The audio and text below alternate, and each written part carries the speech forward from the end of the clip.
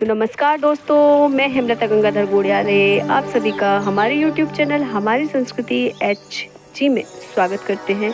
और हम आपको उन पलों में लेकर चल रहे हैं कि ग्वालियर शहर में होली के दूसरे दिन, जिस दिन हम रंगोत्सव मनाते हैं, आपको कैसे मनमुग्ध कर दे, इसलिए मैं उनको बुलाना चाह रहा हूँ। एक बार जोरदार तालियों के साथ इनका स्वागत। वीडियो दे चुके हैं।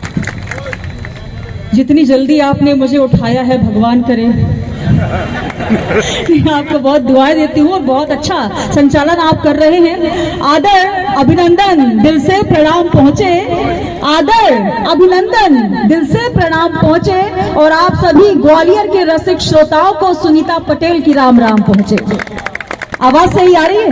मैडम केवल जी आपको देखने आए हैं, तो इसका तो भैया देखने आओ तो एक बार जोरदार ताली बजा दो यार। इसका मतलब मैं ये समझूं कि मैं 10 मिनट यहाँ पर खड़ी रहूं, लिफाफा मिल जाएगा मुझे।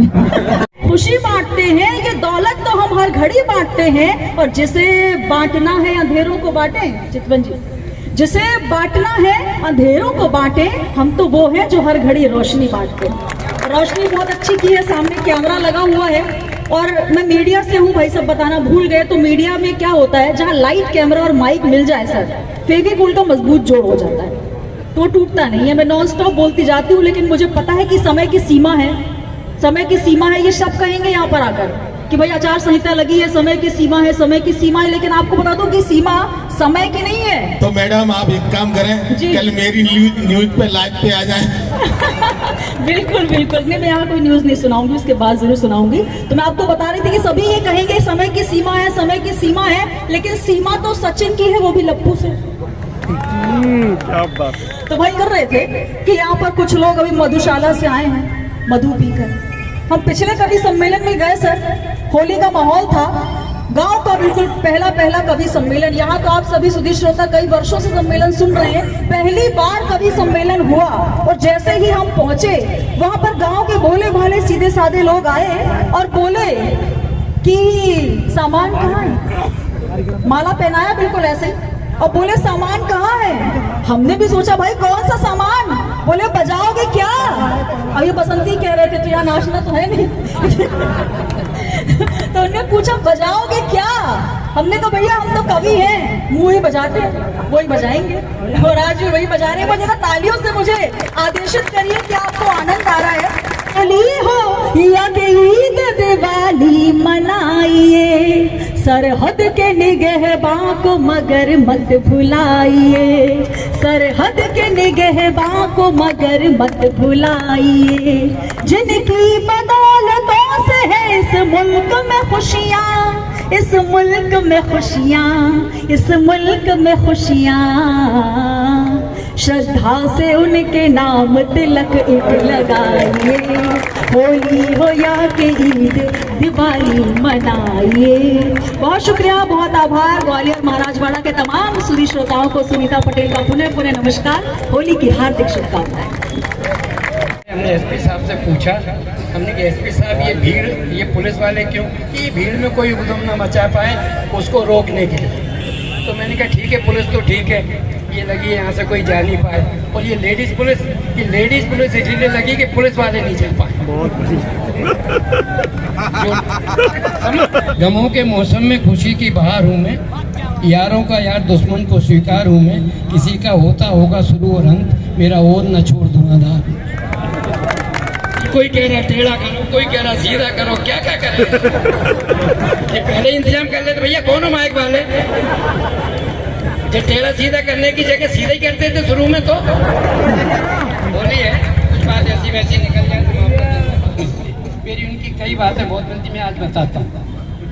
देखो, अमिताभ बच्चन की तुक्की दाढ़ी, मेरी तुक्की दाढ़ी, उनकी एक शादी, मेरी भी एक शादी, उनका एक बाप, मेरा भी एक बाप, उनकी एक लड़का अभिषेक बच्चन, मेरा भी एक लड़का अजीत शर्मा, उनकी जन्मतिथि 11 अक्टूबर, मेरी 14 अक्टूबर।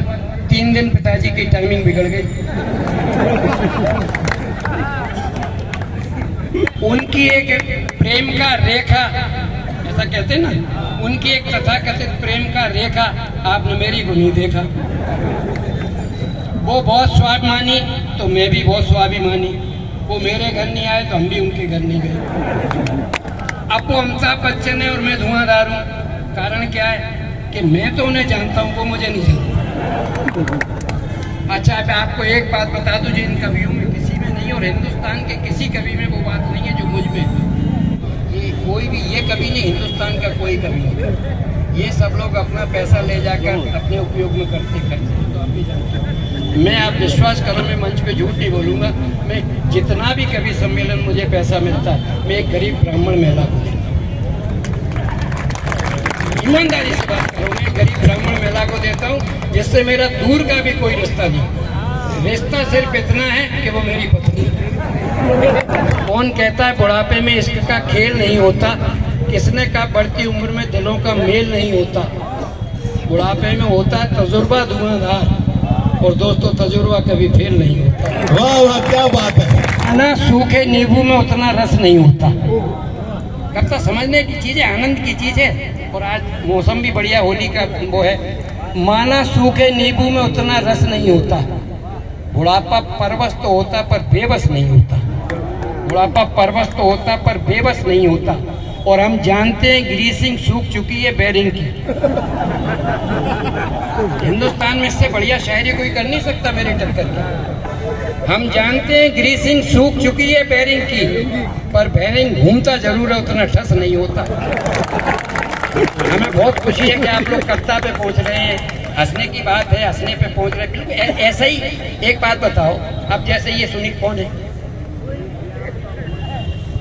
नहीं है तो कोई भी इधर भी है। हाँ, बाड़ा है जो तो सरकारी अखाड़ा है।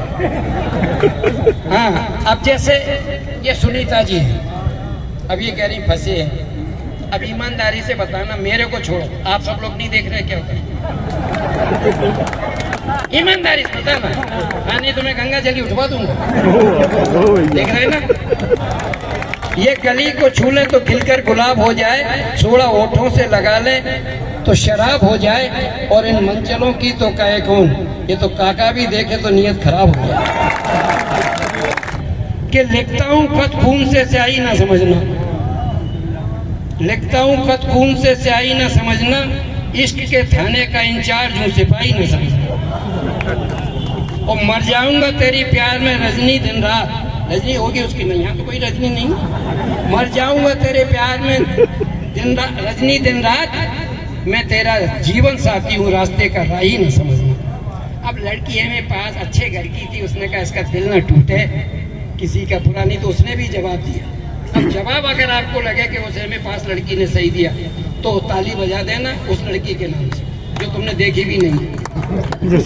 वो लिखती है, तू खत स्याही से लेके आ गहरे खून से, तू खत स्याही से लेके आ गहरे खून से, ग्वालियर से लेके आ देहरादून से। मैं तो प्यार करूंगी उसी कलाकार से जिसकी सारी अदाएं मिलती हूँ धुआंधार से। कोरोना काल में नहीं माने तो फिर वैसे चतुर्मास में कहाँ मानेंगे? तो प्यार कब किससे कहाँ हो जाए इसका कोई रीजन नहीं होता। ये 12 मासी फसल है, इसका कोई सीजन नहीं होता। ऐसे हमने कभी प्यार नहीं किया जैसे तुम करो। प्यार कब कहाँ हो जाए इसका कोई रीजन नहीं होता। ये 12 मासी फसल है, इसका कोई सीजन नहीं होता। और दुनिया में इंसान कुछ करे न करे धुआंधार, प्यार एक बार जरूर करता है, इसमें कोई कंफ्यूजन नहीं होता। हमारा पुलिस वालों ने स्वागत किया, हम कभी हमारा फर्ज है उनके सम्मान में हम 4 पंक्तियाँ पढ़ दें, क्योंकि ये हमें जगह जगह मिलते हैं। हमारा इनका जाति रिश्ता है। अगर रात में कहीं 2 बजे और हमने की कभी सम्मेलन, चल अंदर अभी कराते तेरा कभी सम्मेलन। हाँ, हम तेरे छंद मुक्त तक सब पढ़वाते, चलते तुम। और हुआ एक बार कोरोना लगा था ना, तो पुलिस लगी थी, कोई जो है ना नहीं मतलब बैठा था, मतलब कोई बाहर नहीं निकला, जरा भी निकलो पुलिस फौरन अंदर। तो हमारी पत्नी मानी नहीं, बोली नहीं मैं तो सूजी का हलवा खाऊंगा। अरे मैंने कहा पुलिस लगी, बाहर जाएंगे पकड़ जाएंगे, रट्टे पड़ जाएंगे। और जो बाहर की पुलिस हमें जानती भी नहीं कि हम धुआंधार हैं। बोली नहीं तुम्हें लाना। हम साहब सूजी लेने गए, तुम्हारी कसम सुझा के कौन कहता है पुलिस वालों का ईमान नहीं होता? क्या पुलिस से हटके कोई बेईमान नहीं होता?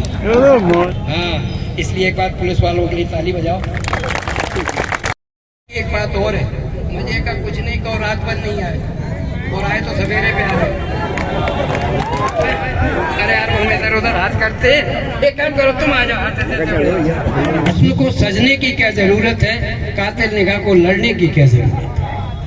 हुस्न को सजने की क्या जरूरत है, कातिल निगाह को लड़ने की क्या जरूरत है? और जिनके मात्र खड़े होने से हो जाए शायरी, उन्हें माइक पे पढ़ने की क्या जरूरत है? वाह क्या बात। मछली समुंदर में हो या ताल में फंसती जरूर है एक दिन जाल में। मछली समुंदर में हो या ताल में फंसती जरूर है एक दिन जाल में। और ग्वालियर के मछुआरे बड़े सियाने, जाल यहाँ से ले जाते फंसाते भोपाल में। ये कह रहा था कि मैं डॉक्टर हूँ पेशे से, अब नहीं करता भी क्यों नहीं, कि मेरी क्लिनिक थी दूसरी मंजिल पे और जीने में बोर्ड लगा था ऊपर जाने का रास्ता। आदमी समझ गया कि इसके मत जाओ, साफ लिखा है ऊपर जाने का रास्ता। उस दिन से हमने छोड़, मैंने उसका प्रिस्क्रिप्शन पर्चा बनाया। मैंने उससे पूछा बेटा तुम्हारा नाम? बोले राम कुमार दर्जी। मैंने कहा बेटा 2 साल पहले आए थे तब कुछ और नाम बताया था, आज कुछ और नाम बता रहे हो, क्या बात है, क्यों घबरा रहे हो? बोला सर हम कुछ भी गलत नहीं बता रहे हैं, सब कुछ सच सच बता रहे हैं। 2 साल पहले मैं राम कुमार वर्मा था, उससे पहले शर्मा था, फिर विश्वकर्मा, आज राम कुमार दर्जी, आगे मम्मी की मर्जी। भीगी भीगी बरसात में, घनघोर अंधेरी रात में हम अपने मित्र के घर गए। घर में अंधेरा देखते ही डर गए। हमने जैसे ही उसके घर की घंटी बजाई, घंटी तो बजी नहीं, अंदर से आवाज आई चले आइए चले आइए। हमने कहा भैया लाइट तो जलाइए। मित्र बोला हमारे घर की आती नहीं है और पड़ोसी के घर की जाती नहीं।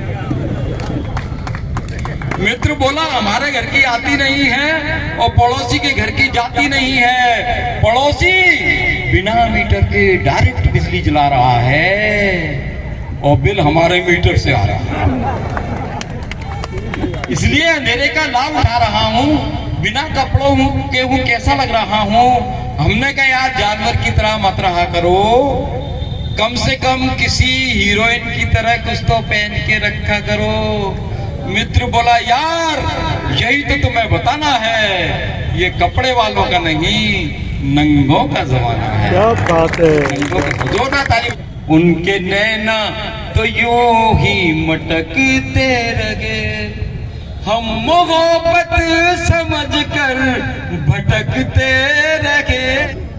रूठी लवर को हमने मनाना छोड़ दिया, रूठी लवर को हमने मनाना छोड़ दिया।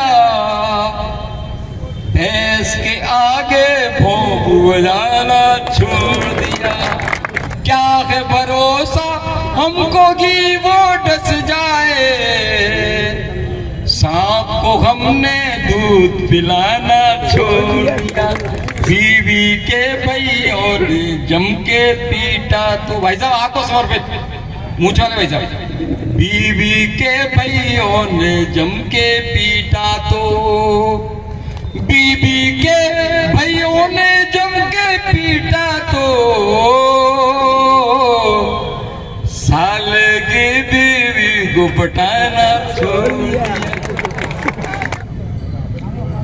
कि देखिए साहब के हमने बिल्ली से कहा मौसी, हमने बिल्ली से कहा मौसी भ्रष्टाचारी के लिए कौन है दोषी। मौसी तपाक मुख से बोली खबर है बिल्कुल नई और ताजी तुम्हारे पड़ोसी नेताजी, खबर है बिल्कुल नई और ताजी तुम्हारे पड़ोसी नेताजी।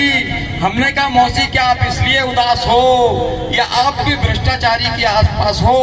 मौसी बोली नहीं बेटा, मैं तेरे मौसा के साथ कल बाजार शॉपिंग करने जा रही थी, मनी मन खूब मुस्कुरा रही थी, इतने में मुझे और तेरे मौसा को बांट गया। अरे क्या बताऊं बेटा, एक मनहूस नेता हमारा रास्ता काट गया। कभी कभी साहब कविता बन जाती है। देखिए आप क्या, हमने पूछा नेताजी आप उद्घाटन में फीता ही क्यों काटते हैं? हमने पूछा नेताजी आप उद्घाटन में फीता ही क्यों काटते हैं? नेताजी मुस्कुराकर बोले भोली जनता की जेब काटने का तरीका मित्रों में बांटते हैं, इसलिए फीता काटते हैं। जय हिंद, जय भारत। तुम्हारी गिरत गड़ी हुई है, आंखें चढ़ी हुई है, पेंट कसी हुई है और कटिंग बढ़ी हुई है।